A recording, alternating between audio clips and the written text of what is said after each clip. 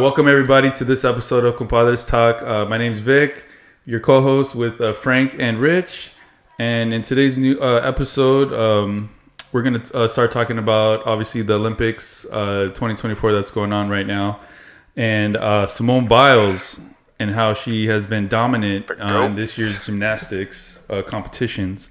She secured her 6th gold medal this past weekend, and now she is the most decorated American gymnast in history.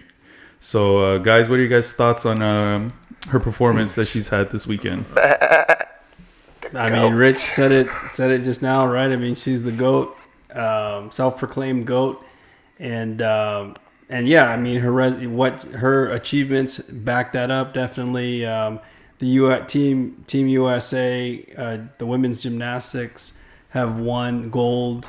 They didn't win last Olympics in Tokyo, right? It was Tokyo Olympics is what it was. Yeah.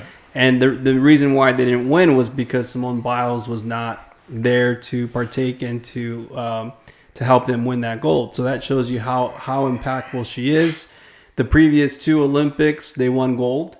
And again, This year, the expectation was that she was going to win gold, and they did it. So, I mean, I think at this point we can all say confidently that she is the GOAT when it comes to women's gymnastics. Absolutely, 100%, man. She's actually the 3rd gymnast to win multiple golds in the all-around, and one of the oldest as well at 27, which kind of shows her longevity in the sport and how dominant she's been pretty much her whole Olympic career. So it's pretty astonishing, pretty special to see us as fans. And one of the things that I had brought up to the guys was I kind of feel, obviously, everybody recognizes her as being the GOAT of gymnastics, but also another twist I like to put on it is the fact that she's kind of like the Steph Curry and the LeBron of gymnastics. And one of the things that I had mentioned is she's transcended the sport in a way where there's about 5 or 6 skills that she's been able to do that no other gymnast has done, and they pretty much named those skills after her, which is incredible. So, you know, and also her longevity, I think it's crazy how she's been performing at such a high level for so long. Mm-hmm. It shows her how special she is. Yeah. No, I also think, other than, you know, everything she's done and all this breaking records, just how she overcame everything, right? Like how she, from all her critics, from dropping out from the Tokyo Olympics to overcoming that. And you could see, like, she was nervous in the Olympics this time around, and how, like, she was able to overcome that, because not too many people, not too many athletes could overcome all that, right?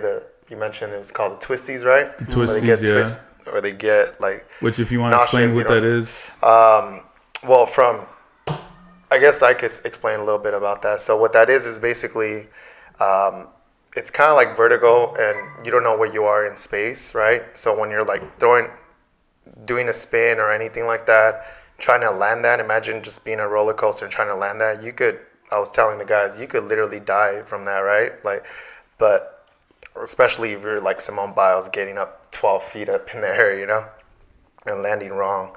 But basically that's what that is, right? You just don't know where your body is in space, and it threw her off, and also it messed with her mentally, right? I think that was another reason. Well, that was the main reason why she pulled out of that all-around competition. Yeah. There was a lot of pressure on her.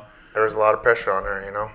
And she was looking out. I mean, the fact that she had the presence of mind to realize, you know, I'm not at the level I need to be mentally, and she didn't want to hurt herself, but not only hurt herself, but hurt the team. Yeah.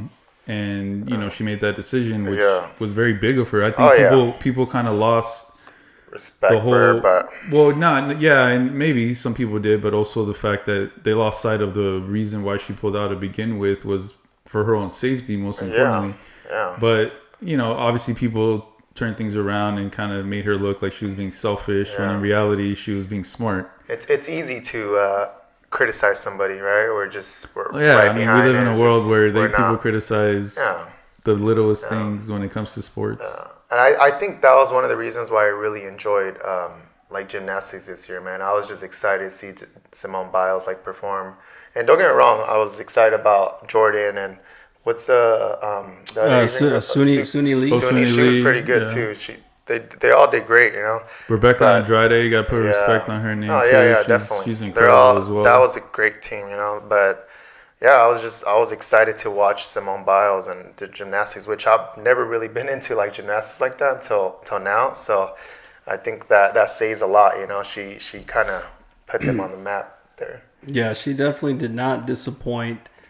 Simone Biles winning alongside Suni Lee and her other teammates on that women's gymnastics team. They won the team portion of that as well, and then Simone won the individual all around, and then she won her third gold for the vault exercise. Yeah, so she's won gold in every individual competition. And there's another one I think today where one or two left. I think so she still has an opportunity to at least win one or two more golds. Yeah. And I don't think anybody's doubting that she's going to be able to accomplish that. Oh, yeah, definitely. No, I was going to say, speaking of GOAT, what about men's basketball?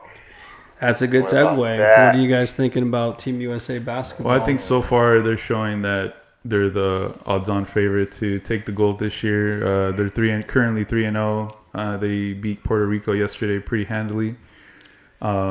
And what did you think? So speaking of that Puerto Rico game, right? You saw the clip that went viral with LeBron. LeBron chasing down their center, which I think his name is Ismael Romero. He's just looking at him and pretty much he was running and gunning for that dunk because he knew LeBron was there for that chase down block. But he chose not to go in the photo. You see Romero's eyes are wide open because he knows, and LeBron's kind of smirking like, I kind of let you go on that one. But no, I mean, as far as killing it, man. LeBron's playing great. I mean, man. LeBron's doing LeBron things. KD has been really dominant when he's in the game.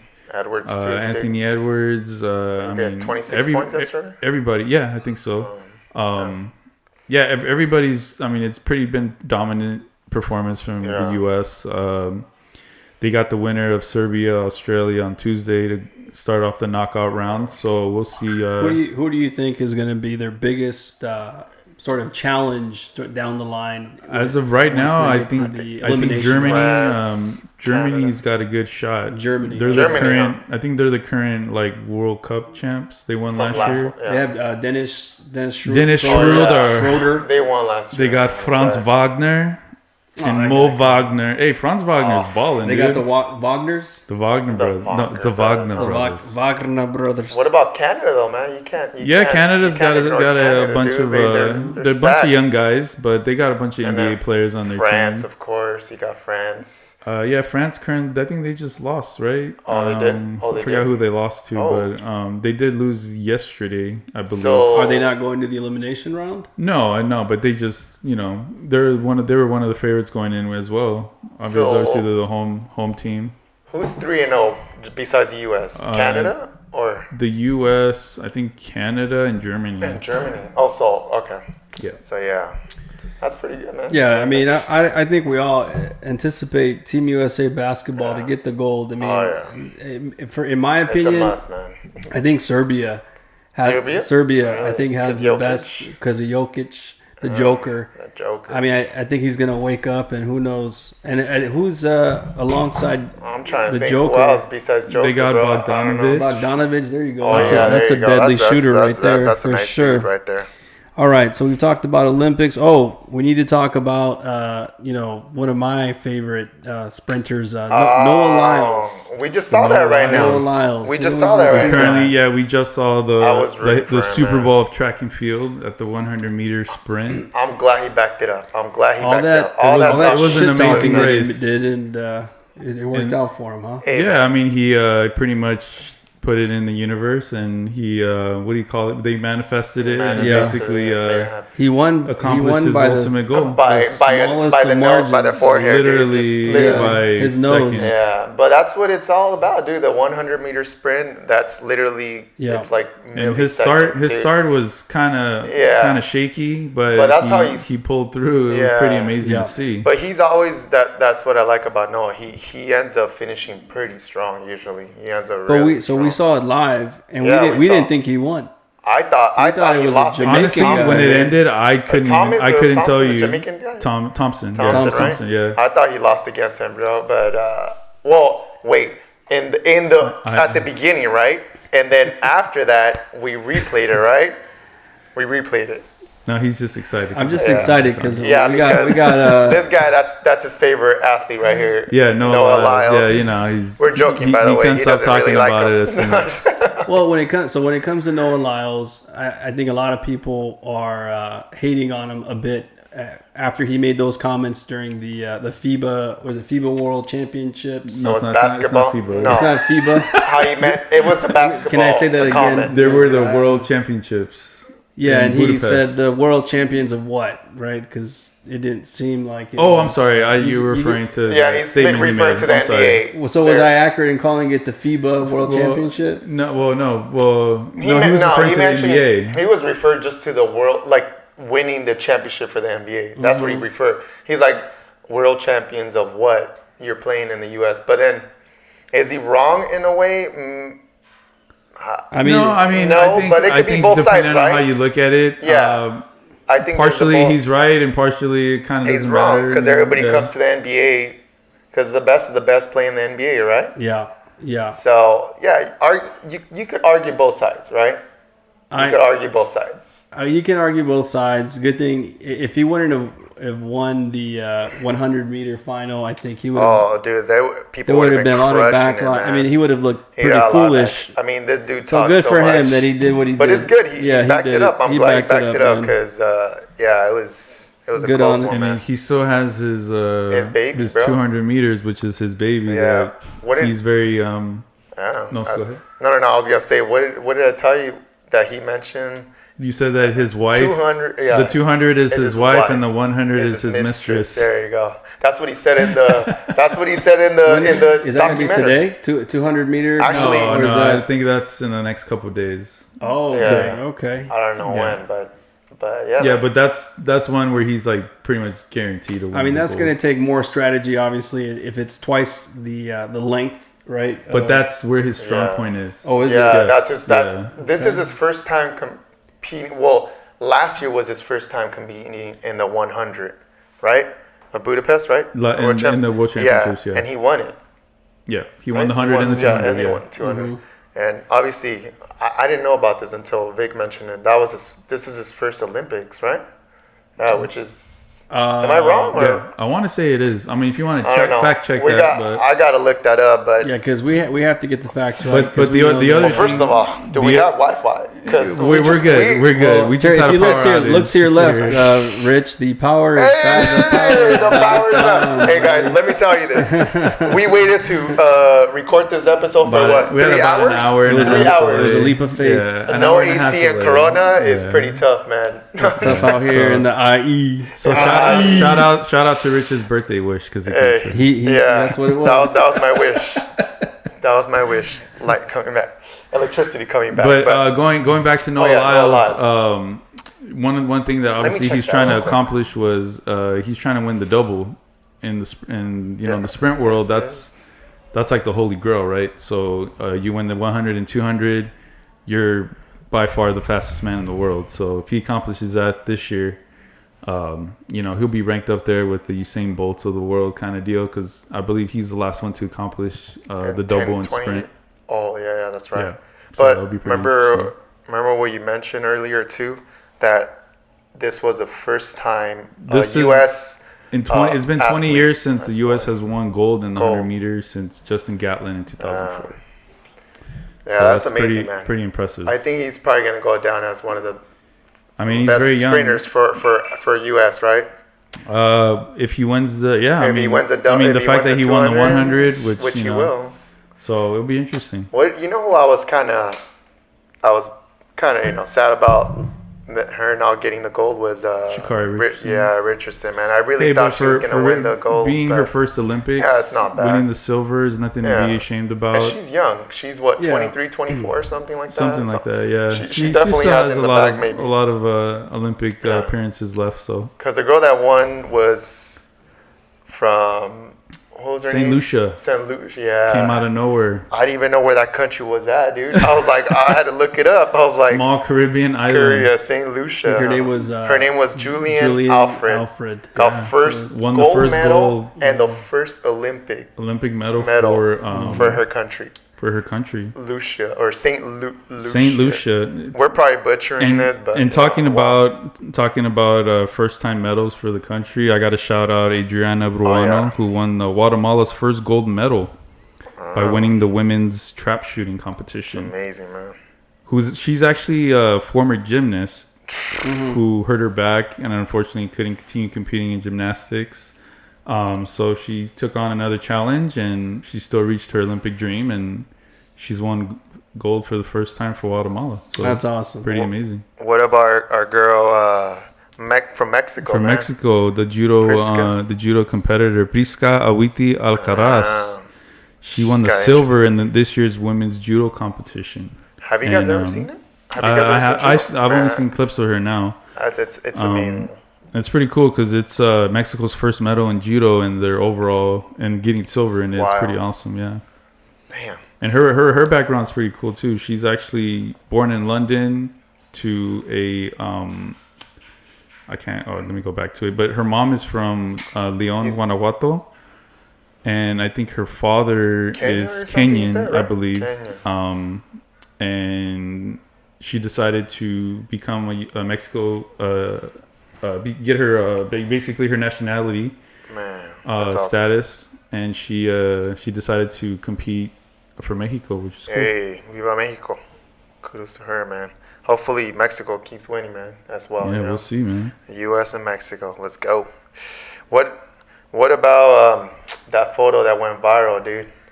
From that the shooter dude. The coldest moment of this year's 24 Olympics. Oh man. He's the Turkish athlete, that is hilarious. Yusuf Dikic, who won the silver medal in the Olympic shooting competition. And I love his quote when they asked him, like, how come you weren't wearing any of that special equipment and all those things that the other athletes were wearing? And he said, I did not need special equipment. I'm a natural. Hey. I'm a natural shooter. That's a great answer, man. That was amazing. That's a great answer, bro. And so he's 51. Not only that, yeah. So the fact that he showed up, came up and killed it. It's pretty awesome.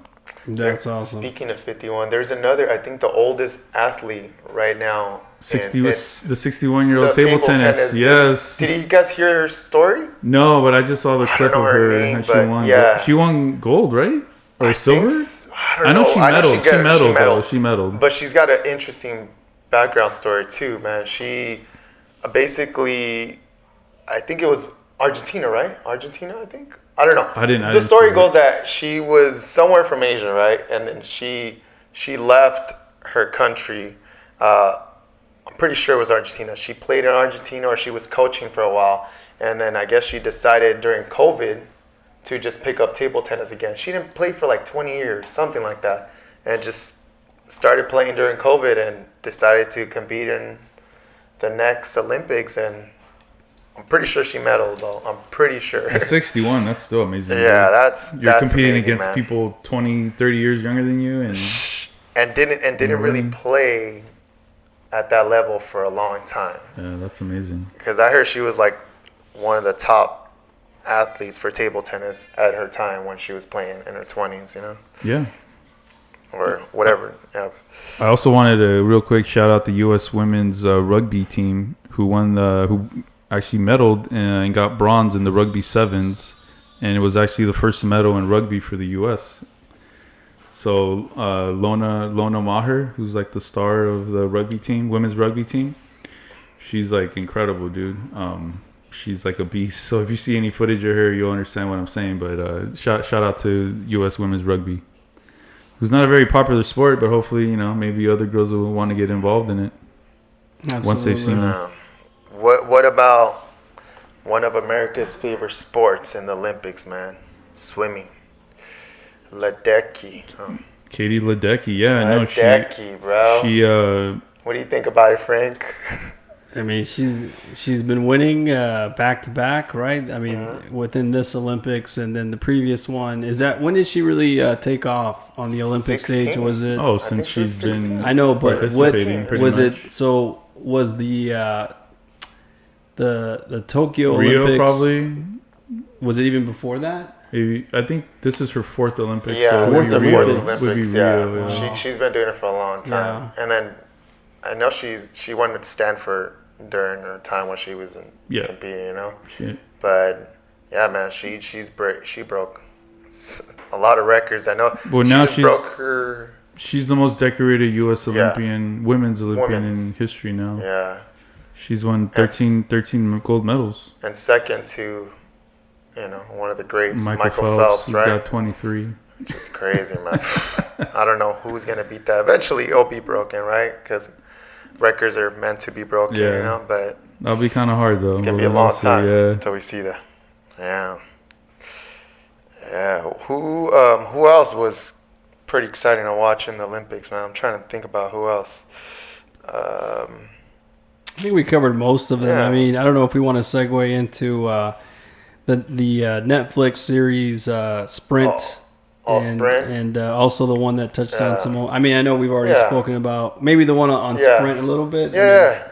Well, I mean, we can mention both, but we mentioned a little bit of, Noah Lyles and how he competed in Budapest and he won both of them. But I think one thing that I noticed in this documentary was that they're trying to bring that swag into track and field, which is needed, right? It's not, I shouldn't say there's no swag in there, but it's not like the NBA or football or, baseball where, these guys are all dressing, they're very flashy. Track and field is very simple, right? It's just, but then you see people like Noah Lyles, the Italian dude, Marcel Jacobs, like they're wearing all this designer stuff and, trying to put their name out there, and not just in track and field. But I think it's great for the sport, man. Especially, me doing track and field, when I was younger, it's just great for the sport. And it wasn't around at that time. Swag. I think too, the fact that you have Americans that are the top sprinters in the world right now, top one or two, if you can put in Fred Curley as well, former world champion. Oh, yeah. It's great for American track and field, because we've been competing with basically like the Jamaicans for so many years. They've been basically the top dogs in the sprint world. So to bring the gold back to the U.S. is no small feat, in my opinion. So shout out to Noah for accomplishing that. And same thing on the women's side, with Sha'Carri Richardson, and she's and Gabby Thomas, they're bringing a lot of that recognition back to women's track and field, just like Allison Felix did. Shout out USC for all those years, and I think it's great for the sport. It's by far to me one of the most exciting sports to watch during the Olympics. Oh, yeah. And today was the Super Bowl. It was amazing to watch live. Yeah. Mm-hmm. Absolutely. Did you watch any of them, Frank? Of the Olympics? No, like the Simone Biles or Sprint. Yeah. You did? Yeah. You watched both all the women's Olympics we saw here at home live as it happened. Oh, yeah. And it was a lot of fun to see. Obviously, I mean, one of the biggest events in all of the Olympics, I would say. The team all around was really special to see, though. The team all around, really cool. That was fun. It really was fun. I enjoyed it. Yeah. For track and field? No, for the gymnastics. The gymnastics. I thought that was really fun. Yeah, that was nice, man.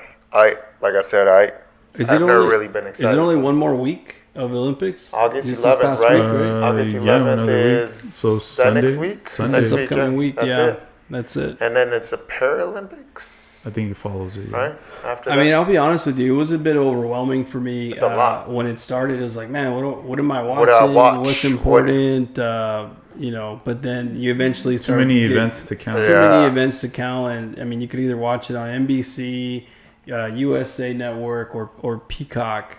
And there's no shortage of content. I mean, you could watch any sport that you could imagine. So again, it was a bit overwhelming for me to start, and I kind of lost maybe a little bit of interest. But for the big ones, gymnastics, swimming, I think that's what NBC, they do a really good job with the whole prime time.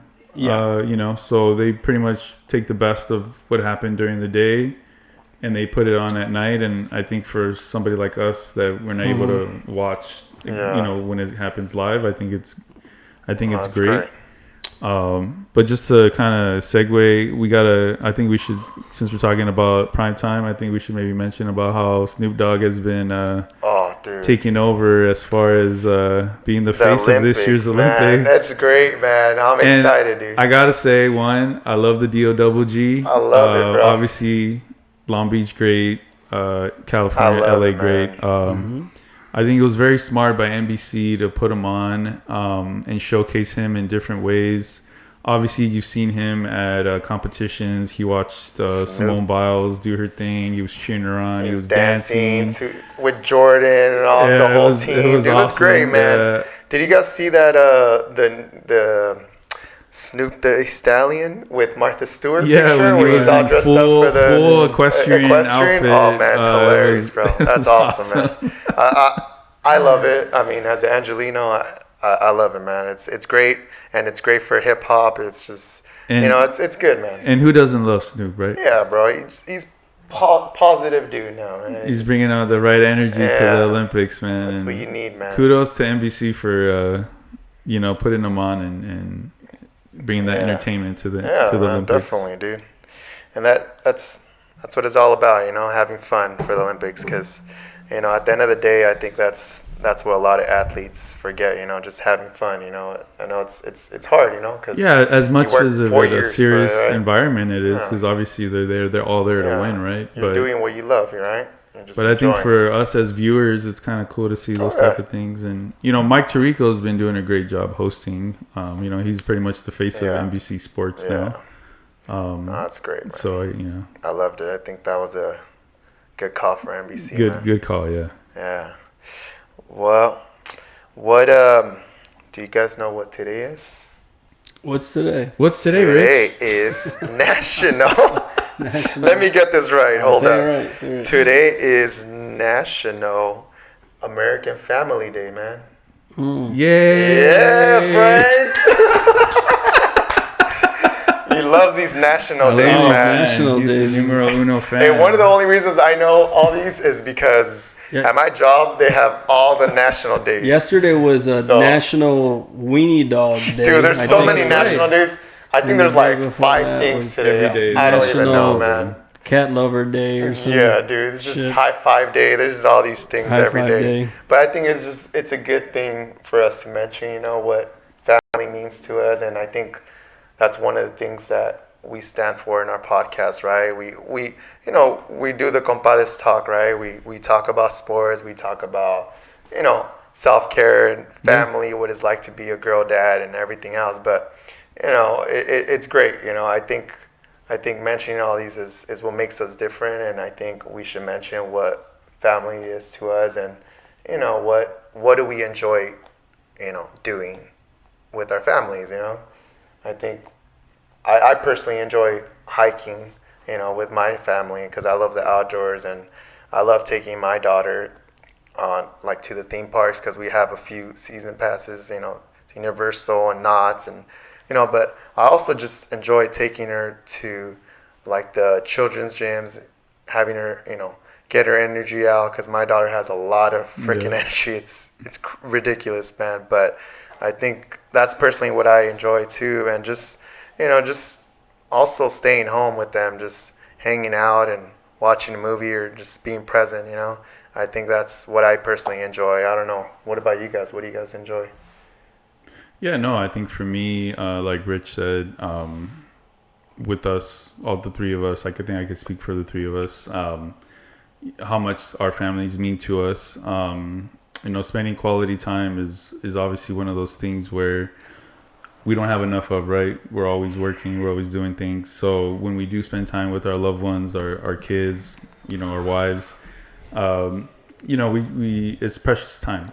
I know for me, I'm like Rich, love the outdoors as well. Love taking the kids on hiking. They've learned to love it.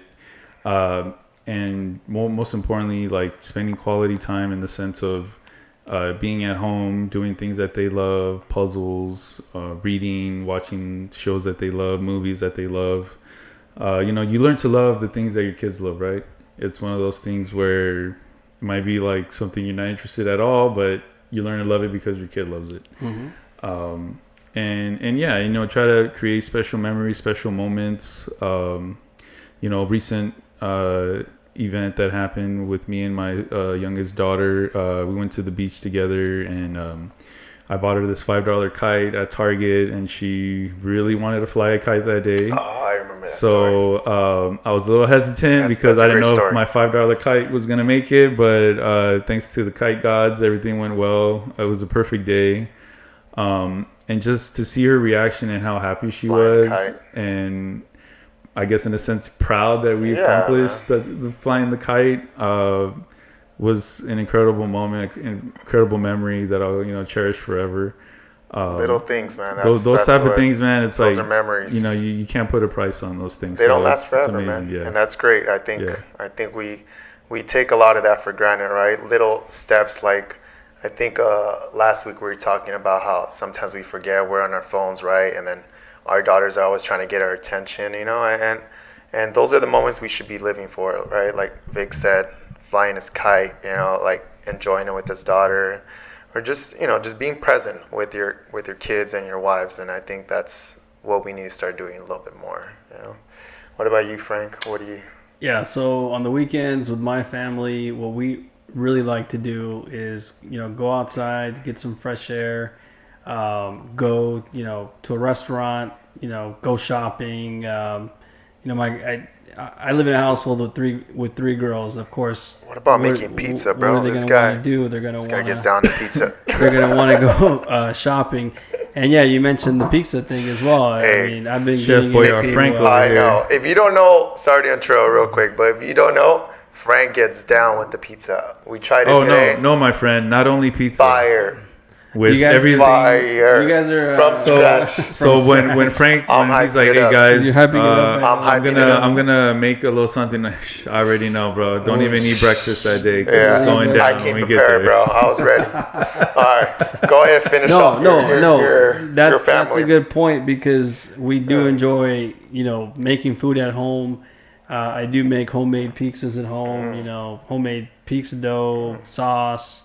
We have a pizza oven in the backyard, and we like to invite people over to enjoy it as well. Like you guys came over today, and always know your hospitality never goes unnoticed, and we always appreciate it. The person, never fails. as they say, the person that is the host has the least amount of maybe fun. In a sense, right? Because you're always trying to entertain, right? You're trying to get everybody. You're trying to get you're like, does that person have a drink, or does that person are they happy with the food or whatever it is? So I get caught up in that. I know. More so than anything, and I'm like, and then I overthink it, right? But you guys enjoyed the pizza, right? Yeah. It was incredible. Oh, I loved it, man. I loved it, bro. Domino's I wanted to have more, but I only Pizza had Hut, two. who? Pizza Hut, who?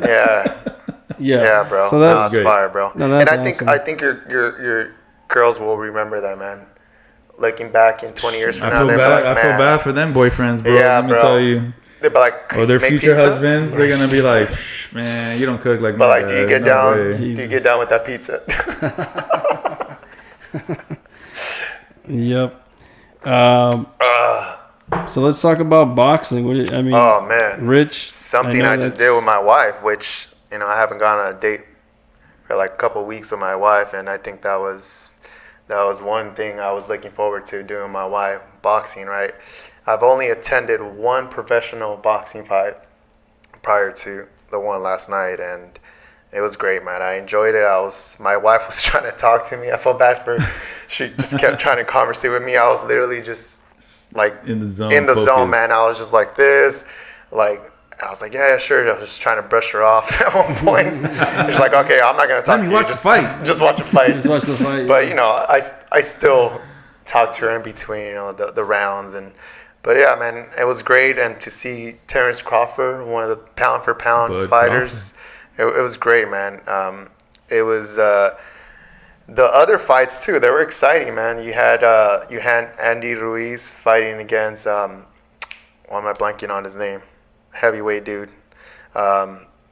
Anyways, I was rooting for Andy Ruiz, but he, in my opinion, he lost, but it was a withdrawal, man. It was a draw. It was a draw, and I was pretty shocked, but I don't know what happened there.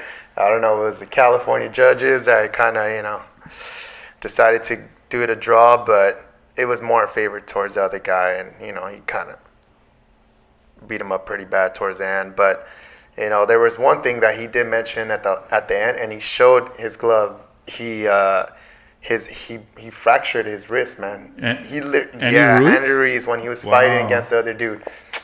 Why am I blanking on his name? You know what? When I see fighters and they come out with these like injuries, like I broke my hand in the third round. It's just an excuse, but nah, dude. Like, you're just like, damn, he went 12 or what is it, 11 rounds, 12 rounds, whatever it is. It was against Gerald Miller. Okay. Yeah. I think it's still incredible the fact that these guys could still fight and try to perform with like these injuries, man. It's like, man, these guys are different now. I don't know when he fractured in the fight. He did mention it, but there was a lot of noise when they were talking. But yeah, I just remember he interrupted Miller. He was like, look, bro, I fractured my wrist. Well, I broke my wrist. That's what he said. And he's like, oh, like, he thought he was making an excuse, But no, it was like legit. And maybe Andy could have won, he could have done a knockout. Who knows? I don't know. But I think they're going to have a rematch. But I think another one that was, I think there's another one that was kind of more towards the judges too, but it was Pitbull Cruz and Venezuela Rayo, man.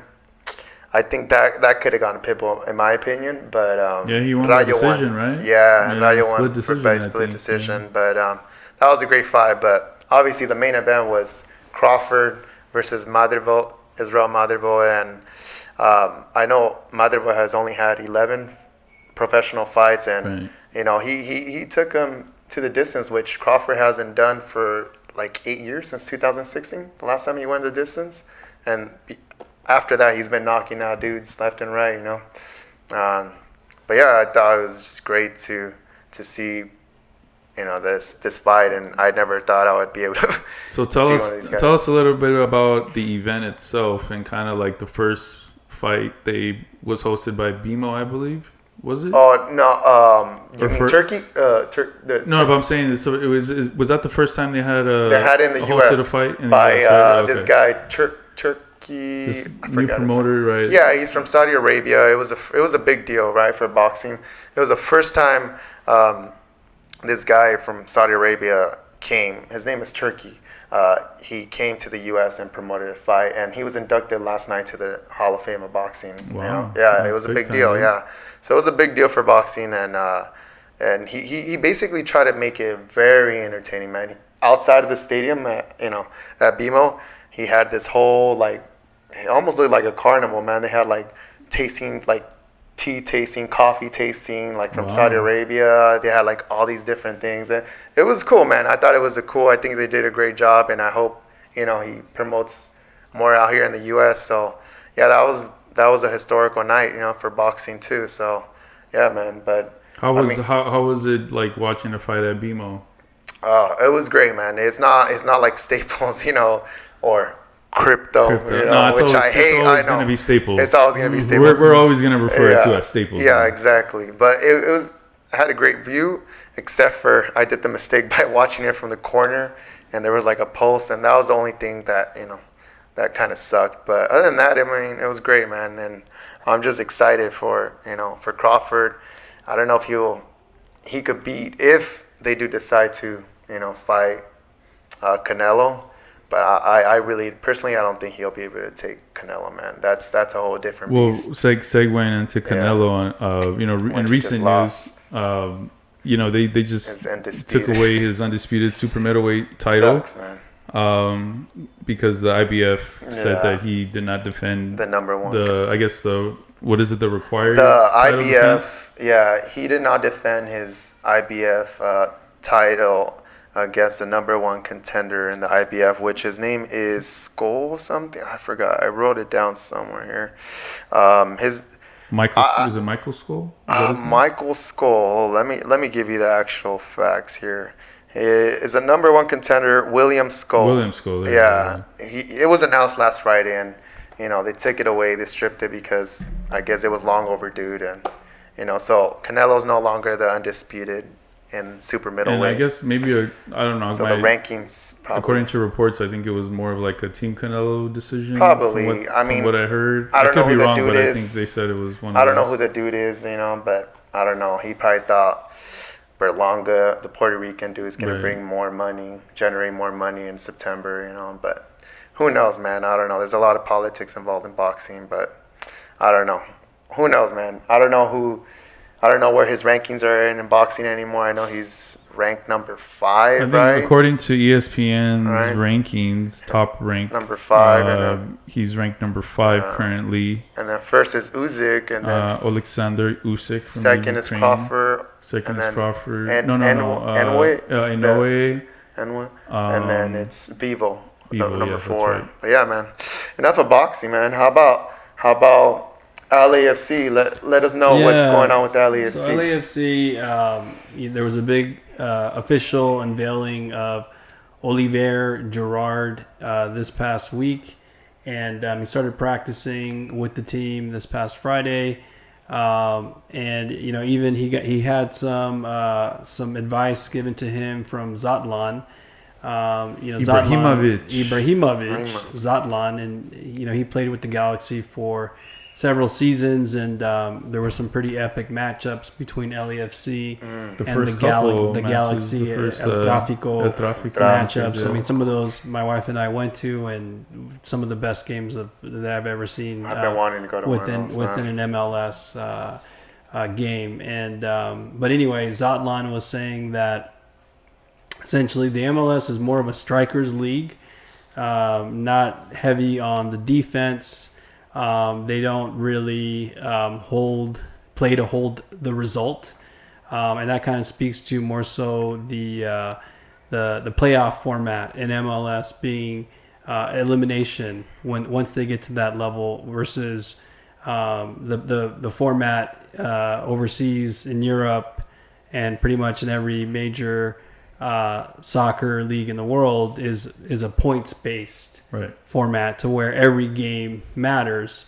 Every win, every draw, every loss is impactful and will add up your points. And at the very end of the season, whoever has the most points is crowned the champion. So there's a big difference there between American soccer and world soccer. And I think that's what Zlatlan is sort of touching on. But anyway, I think Gerard's going to do very well with LAFC in the MLS. He's going to complement Bouanga very well. So we're definitely very excited to see him start. And it looks like late August is when he's going to start playing officially. I would presume starting for the team. And what's their record right now? I haven't been following the LAFC for like the last 2 years. I don't know. I was following them for a while. I think you might need to look that up. I don't know. The official record right now. I'm not sure. There are a few. They were leading at some point this season. Now they are, I think, a few points behind the Galaxy in the Western Conference. Galaxy. And on the Eastern Conference, I'm pretty sure Miami FC. Oh, of course. Their official name. I think, FC Miami. Yeah, Messi and the crew over there. You have Suarez, you have Busquets, Jordi Alba. Essentially, the MLS All-Star team. Also, maybe the retirement league for those stars. Who is it? Who is it retired? Well, I was talking about Miami. Oh. Yeah. FC Miami. Yeah, FC you're Miami. you're right. They are right behind LA Galaxy. How many? What's how many Galaxy points? has won.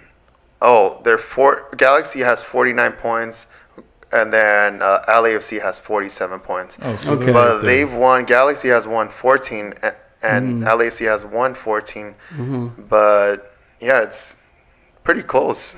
Yeah, pretty close, man. And again, I mean, if this was a European league, right, the team that has the most points at the end of the season is who's crowned champion. In this case, I think it's the top 6 teams of each conference. They're not too far. Will from go into the playoffs, else. and then it becomes an elimination format. So, Inter Miami has the most, 53 points. From all the MLS, that's MLS. their name. Inter Miami. Inter Miami is their.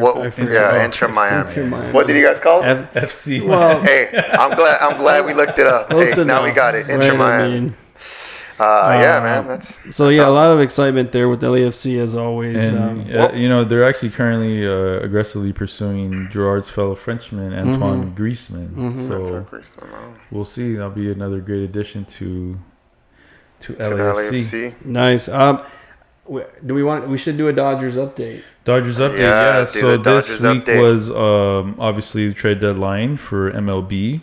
And I want to say our Dodgers did pretty decently. Let's go, Dodgers. They brought back a fan favorite in Ahmed Rosario from the Rays.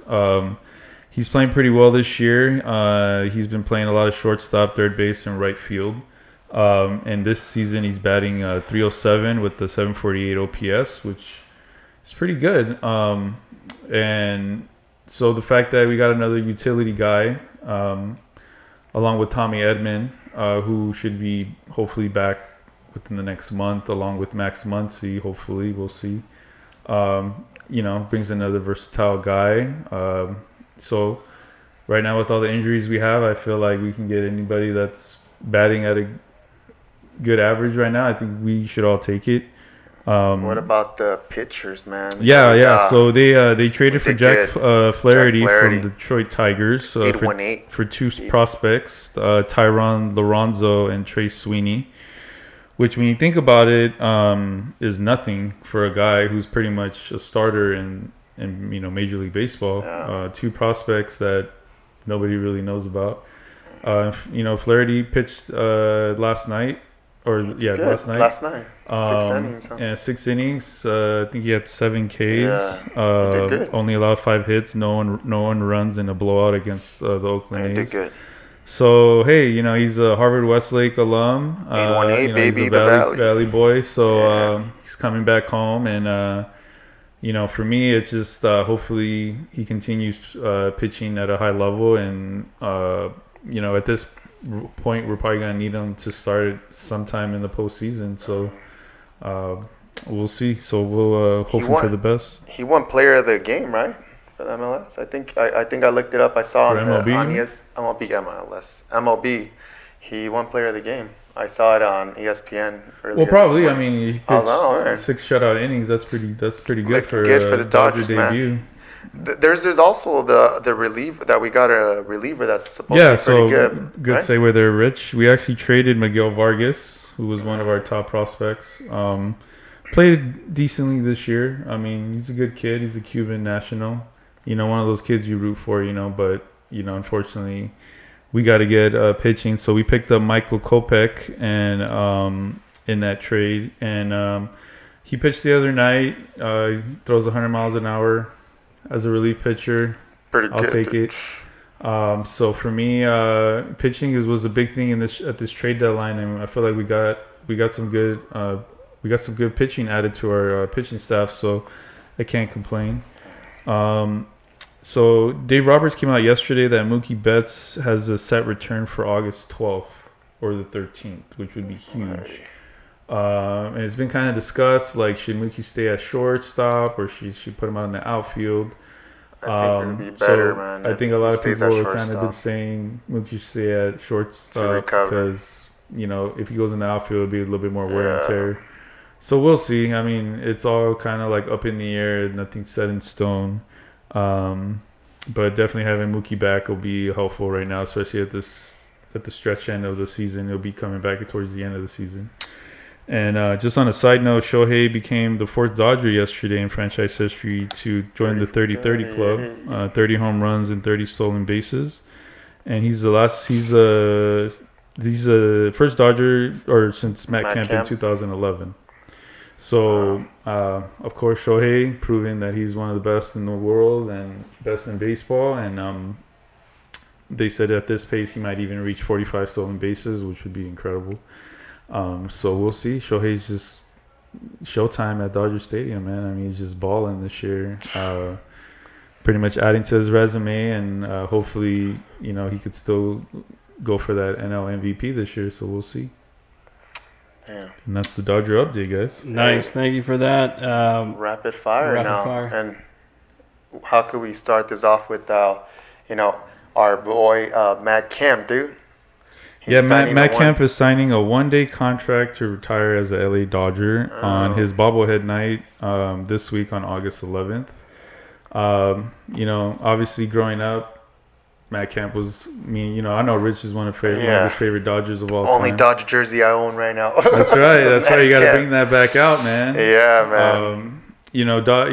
And I'm still mad about that MVP that got robbed from Matt Kemp. He should have won that one, man. It was all the haters from Ryan Braun, right, from the Brewers, who ended up coming out later that year that he got caught for PEDs that season, which it hurts, man, because Matt Kemp was having a hell of a season. I believe it was 2011. That was his breakout season. That was the 30 for 30. Yeah, so but anyways, Matt Kemp is always going to be a Dodger favorite, man, for sure. He always welcome back to Dodger Stadium. So kudos to him for wanting to retire a Dodger. So he's going to get a pretty big standing ovation that night on his bobblehead night for sure. Yep. I wish, speaking of that, we're going next week, dude. We're going on your birthday, man. Come on now. I'm excited. I think that's the first time I've ever gone to a Dodger game on my birthday. August 7th. It was meant to be. And I'm going with my boys right here and our families, our kids. That's right. It's a family affair. Man. I couldn't ask for more. And one of my favorite Dodger pitchers, it's bobblehead night for Sandy Koufax. Koufax. Couldn't get any better that day. It's just going to be great. And I just hope we win. I hope we win on my birthday. Yeah, they're playing the Phillies. Phillies going to be tough. Man, so they're number one. It's going to be tough. But be a good game. I hope we get it. Hopefully, Dodgers get it for my birthday, bro. Get that dub. It's going to be a good night for sure. Man, hopefully we win. The other topic within Rapid Fire, what shows are we currently watching or that you have completed recently? I'll start with it's a show on Apple TV called Presumed Innocent with heard good things about it. Yeah, Jake Gyllenhaal. If you're into sort of like crime, forensic type dramas, this show is like top-notch masterpiece. Just the way they like a True Detective style show. I love that. I gotta check it out then. There was a homicide that happened, and they're pretty much trying to figure out who the killer is. Okay. And Jake Gyllenhaal's character is the one that was essentially prosecuted, and he's in trial trying to get out of it. Sounds like a good show, man. It's really good. It's a really good show. I tried Apple, man, for like a year, dude. And I don't know, man. There was only like a handful of things that are really good there. Yeah. And I don't know. I had to unsubscribe because I felt like I never used it, dude. I mean, compared to like HBO, Netflix HBO, Max, Disney Plus. They're still kind of starting to. They'll get there, but shows. I was just like, man. Yeah, how do you compete with Netflix? Netflix has content they're like top, every which way direction. They're the monsters. Top dogs, dude. Streamers. Yeah. They were the first ones to do it, right? The streamers. So, I mean, speaking of Netflix, I mean, one thing I recently watched was A Long Game. I think I told you about it, right? That was I heard that's a great movie. Great movie, man. As a Chicano, yeah, I heard it's. I think that's great, and I mean, golf, dude. You don't really hear a lot of Mexicans or Chicanos golfing, dude, that are great at it, and I'm not gonna ruin it, but they did with state champs, it's been known, right? Just ruined it, but that's well, I mean, it is historically speaking, it's in the history book. So anything, that's all I'm gonna say about the movie, and it was a great movie. It was as a Chicano, it was I loved it, man. My wife and I, that was our most recent movie we watched. That was great, Yeah, that's I've heard good things about it. I gotta put that on my list. Another one I watched, well, we already mentioned, right? Sprint and Receiver.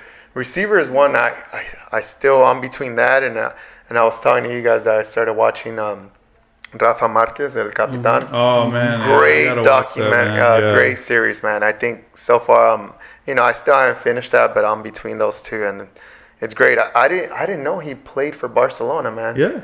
I was ashamed. I was like, dude, I was a big Rafa Marquez fan. I didn't even know he played for Barcelona. He played in Europe. Dude. I mean, yes. That's why when we were talking about like, who was one of the best Mexican to have soccer that players, impact, right? I mean, he did that. He played at a high level, Yeah. and he went overseas. So he's probably maybe he was one of the first ones to kind of lead that segue for all these other Mexican players like Chicharito, Vela, and all these other ones. Yeah, trailblazer. Yeah, he was a trailblazer, man. I think it's great, man.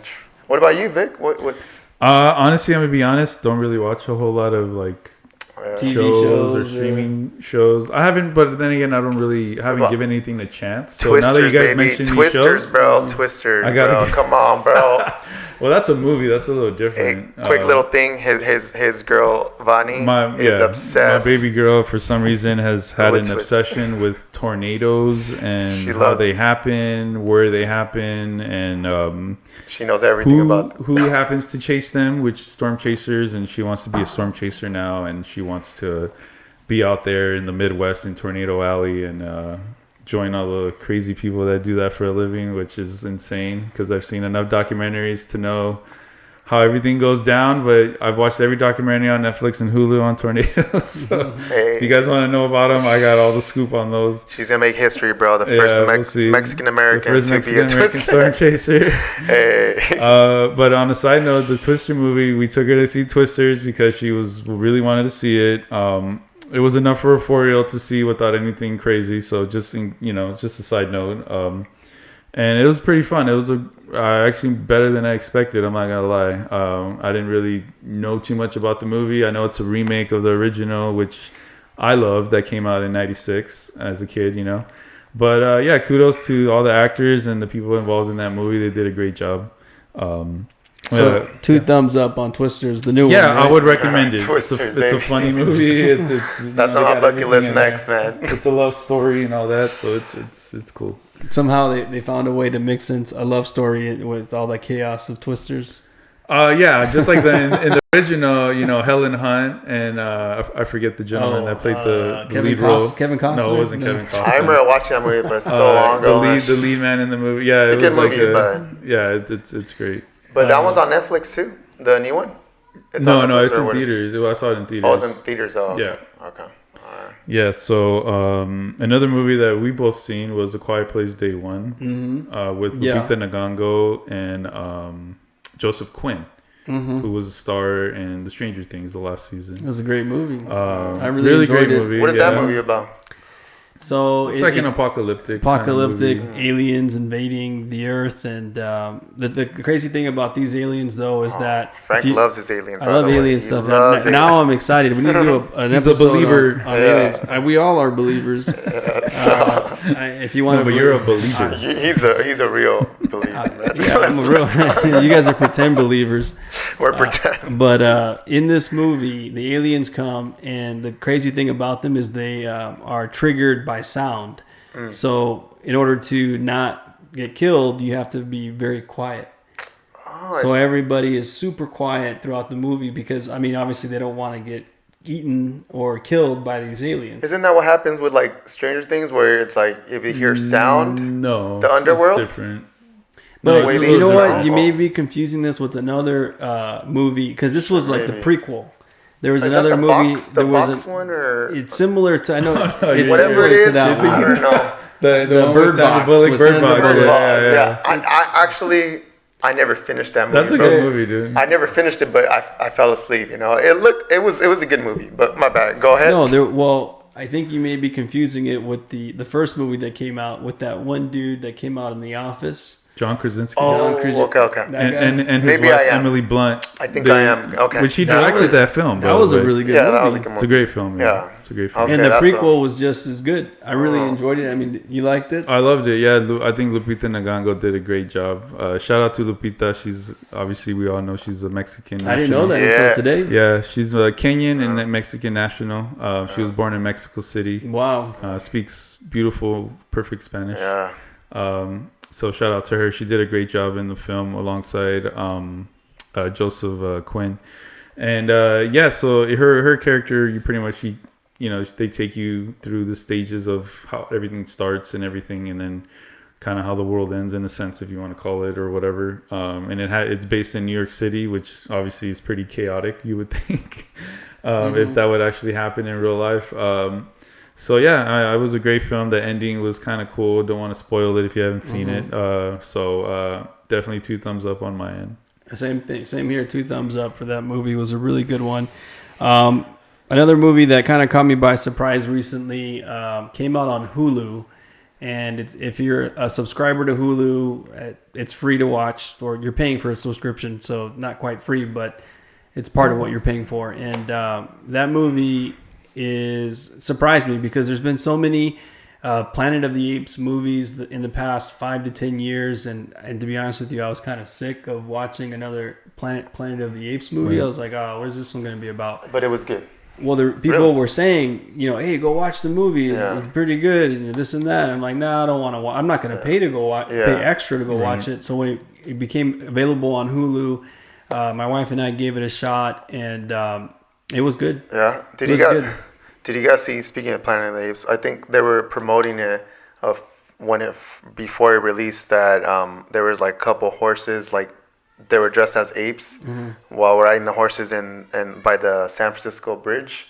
Did you guys see that? No. Oh, you guys gotta look it up, bro. No. It looked trippy. It's insane, dude. But they were dressed as apes and they were riding their horses trying to promote the movie, Oh, but it is a trip. You guys gotta look that up, man. You know what though? That just reminded me because this new planet it's called Kingdom of the Planet of the Apes. Yeah. This movie. It's over 2 hours long, so we haven't even finished it. But it's gonna take me like 3 days to halfway finish through, it's really interesting because it's more so the perspective from the apes as compared to the perspective of humans. The humans. Oh, so that's cool. Good, man. I recommend it. And the funny thing, I'll end it with this. The funny thing is, last night I had a crazy dream, and that movie is so, I guess, vivid. I had a crazy dream where apes were trying to kill me. So.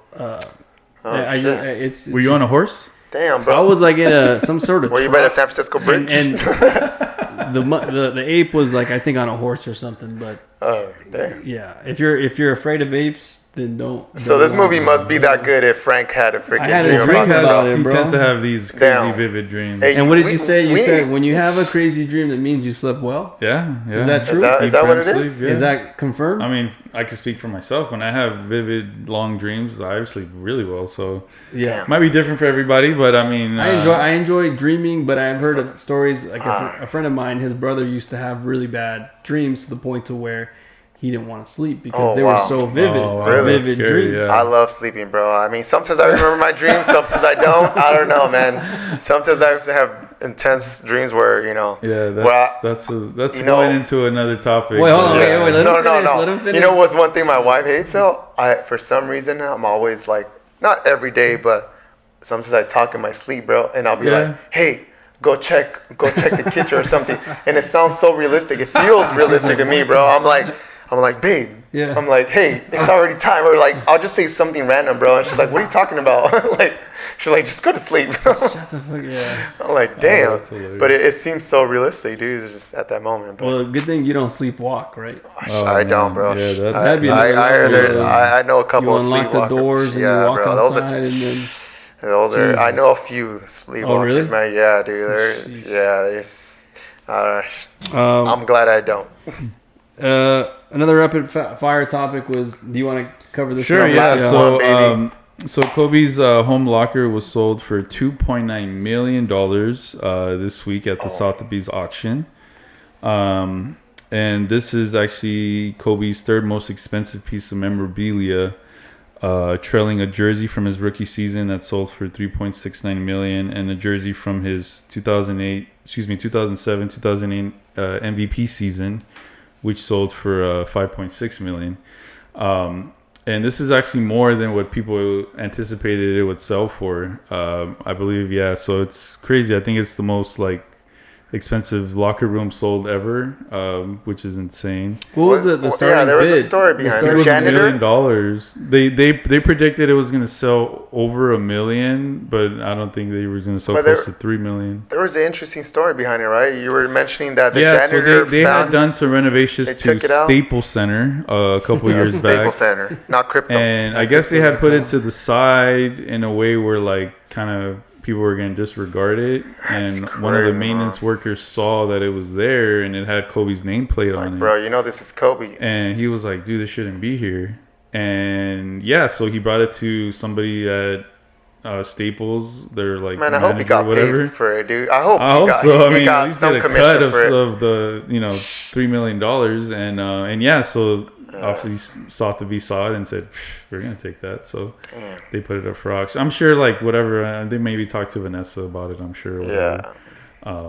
And everything. So, Speak. but yeah. Did they say who won the auction? Or I didn't see who. it was? Maybe so, What? but I didn't see it in the article. Would you guys buy it? Let's say if you were a millionaire or a billionaire, would you purchase that? I would, yeah. You would? Yeah. If money With was an instance. not Not a problem. a problem for me, You yeah. gotta be If I had a $3 super million in my billionaire pocket, to do it. Knowing Vic, you'd probably have like a whole Kobe. hallway, bro. bro, I would have a Laker room. Not just yeah. Laker room, but just a whole sports section, dude. Yeah. Damn. I mean, I would have a room, but not. I know Vic collects cars and all these other things and Yeah, it's fun. all these yeah. memorabilia. It's fun. No. But Yeah, speaking of Kobe and how about that statue that just got Yeah, revealed, the dude? second statue of the second installment, I guess, of the statues at Staples Center was unveiled this past Friday, 8/2/24 For Gigi and Kobe, For huh? Gigi and Kobe, which is pretty special. And in this statue, they depict a picture. I believe that was taken last when one? Kobe That took was- Gigi to see the Lakers play Dallas in 2019. Like, that was their last NBA yes. game, how they watched. I think. maybe not, but I think so. I just know that game. Gigi wanted to see Luka, Yeah. so it was pretty cool. Yeah. Because Kobe being Kobe, he was courtside. And he was And he was talking to talking Luka. Slovenian And he's like, to who's that? Luka, and he was Yeah, like, I remember. He was "What like, the who's hell?" talking to me? Who's talking? It was Kobe. So, And he's like, yeah, it was dabbed him. pretty cool. That's awesome, man. But yeah, so they had like a private ceremony at Staples Center. That's one of his other statues, right? Two There's a of the few- three there's a that few they're more. gonna do there. This is the second of the three they're gonna do. Damn. So He's going to have the most statues there. We Yeah, already and have it's a really- lot of statues there, man, at Staples. There's a lot. Yeah, this one is not where all the other ones are. Oh, really? From what I saw, it kind of seemed like it was like maybe on the south side of Staples Center. From what I saw, it didn't seem. It was closer to like because when you saw the pictures, you could see the convention center in the background. You think they're going to have like, So I want to say they're kind of getting it spread out. I think. oh, they're going to get spread out. Okay. I'm assuming. I'm only. Or maybe I'm they only might have a assuming Kobe that section. The last one's gonna be him and the Yeah. number 24. Yeah. I'm assuming. Because it was number 8 and then Number 8 and then 24. 24 and But then I think Gigi. it's a beautiful picture. of him And it's pretty kissing well Gigi. done. They got good details. Yeah. They even got Kobe's beanie of the Philadelphia Eagles And that the he wore that orange, day, and the orange WNBA sweater. Which is great, man. And I thought it was pretty cool. So, shout out. Vanessa came out again, and she was there with her other 3 girls, and it's pretty special for them and their family. And yeah, so That's awesome, man. All right. That is a wrap, huh? yeah, so that concludes this episode of Compadres Talk.